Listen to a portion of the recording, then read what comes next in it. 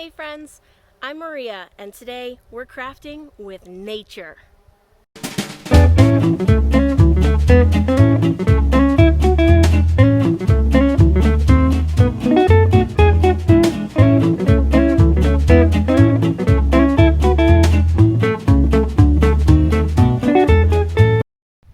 Today, I want to encourage you guys to explore. Explore your surroundings. Go outside. It's a beautiful day here today, and I bet that you guys have some cool places outside that you can explore too. Just make sure that you always have your parents' permission and that you're with a buddy or a friend so you don't get lost. Also, look at the ducks.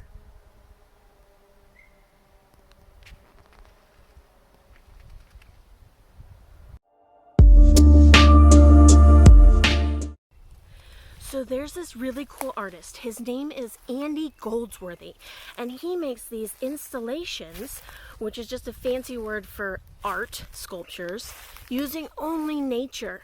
He uses leaves and sticks and rocks and all these cool things to make art. So today I'm going to show you how you can make your own Andy Goldsworthy sculptures using just nature. And the first thing you've got to do, find some nature. So I got some sticks, leaves, white rocks, black rocks, and pine cones. And then you just start creating. So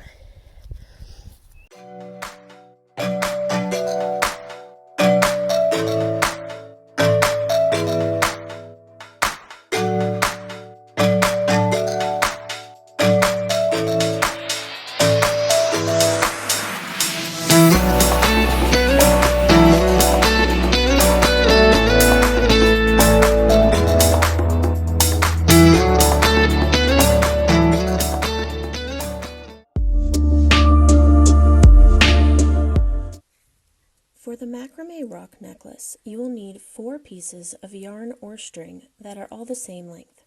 Each of the strings that I used were about 2 feet long.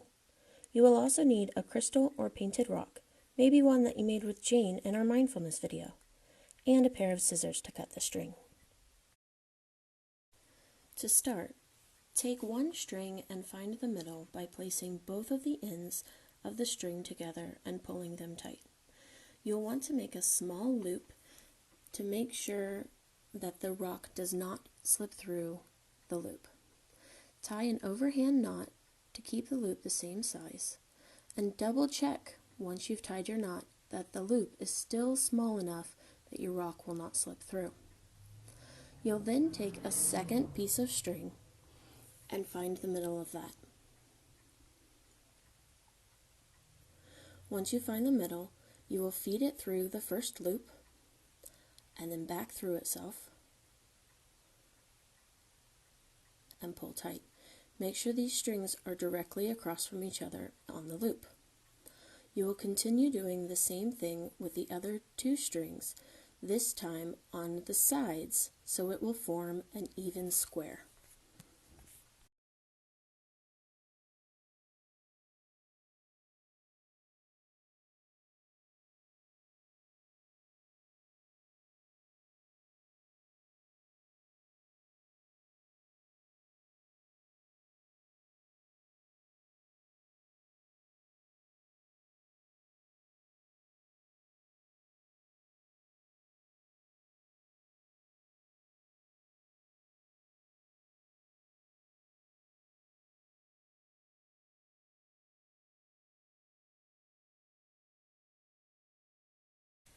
This next heart might get a little bit tricky, so make sure you keep your strings in order.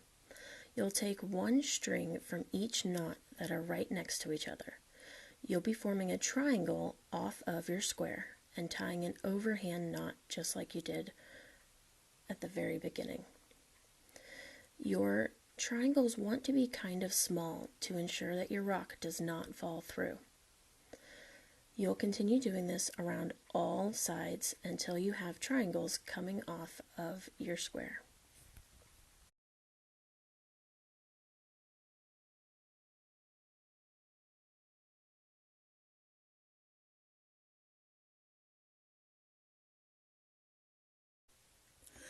For this next part, you're going to place the rock inside of the knots we've already made.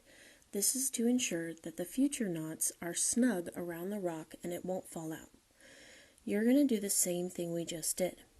Take 2 strings from knots that are right next to each other and tie an overhand knot so that they are now together. Continue this around all sides and continue upwards until you have completely covered your rock.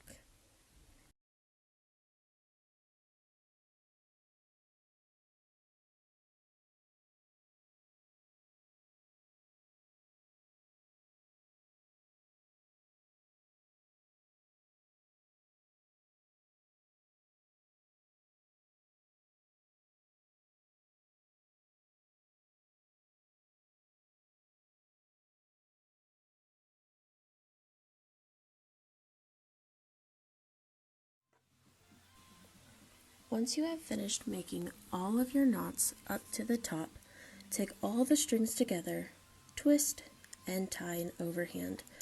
Make sure that your overhand knot is very snug on the top of your rock. You don't want any room for movement or for the rock to be able to escape.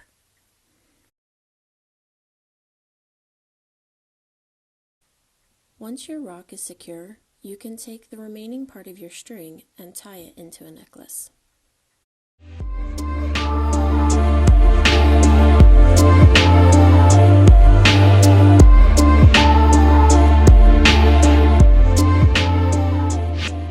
First, you are going to need to add dirt into the muffin tin, depending on how many colors you want. I made 4 colors, so I only filled 4 spots. Next, you're going to add water, and depending on the consistency you want your watercolors to be is going to depend on how much water you put in. Then you'll need to mix the water and dirt into each spot until the consistency is like mud or paste. Because I made a lot of the mixture, I emptied some out into the above spots, and I also did this so I could allow the food coloring to absorb better in the smaller amount of the mixture. To finish your watercolor, you're going to need to add food coloring, and I did about 5 drops of food coloring, but you could do more or less depending on how vibrant or washed out you want your colors. Once you're done mixing, you can add your color onto your paper.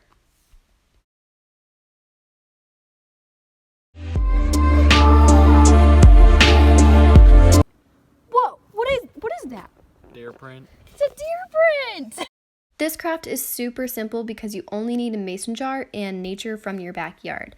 So I use things like acorn tops, rocks, dirt, tree branches, and moss, and then I layered them in the order that I wanted them. But you could also go into your backyard and whatever you find that looks cool and you think would look great in your terrarium, you can put that in there too. And then once you're done layering it in the way that you want to, you could leave it, or this would be a great home for some bugs, maybe a snail or a worm would like to live in there, and then you're done. That's all for today's video.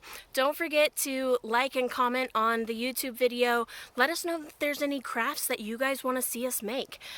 You can also tag us on Instagram, Cabian Crafts and Camp Cabian, to show us what you're making. If you do one of our videos, we want to see it. And you could be featured on our page. So don't forget to head over to Instagram and check us out. Feel free to email us, send us messages. We want to hear from you. So we hope you guys enjoyed, and we'll see you next time.